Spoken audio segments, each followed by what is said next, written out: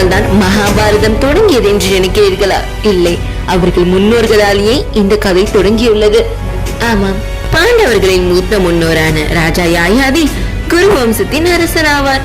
ஆனால் அவர் தனது மனைவியான தேவயானியை ஏமாற்றி சர்மிஷ்டாவுடன் இருந்ததால் அவரது மாமனாரான மகாமுனி சுக்கராச்சாரியார் யயாதிக்கு சாபம் அளித்து விட்டார். அதாவது அவர் இளமையை சென்று முதுமையை வெகு விரைவில் அடைந்து விடுவார் என்று. யயாதி தனது இளமையை மீண்டும் பெற துடித்தார். அவர் தனது மகன்களிடம் தன்னுடைய வயதை மாற்றிக்கொள்ளுமாறு கேட்டார்.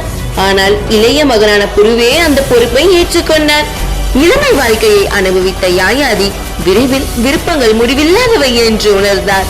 அவர் தனது இளமை புருவுக்கே திருப்பி அளித்து புருவை அரசராக நியமித்தார். அதனால் மகாபாரதம் அன்றே முடிவாகியதுதான். லைக் பண்ணுங்க, கமெண்ட் பண்ணுங்க, சப்ஸ்கிரைப் பண்ணுங்க.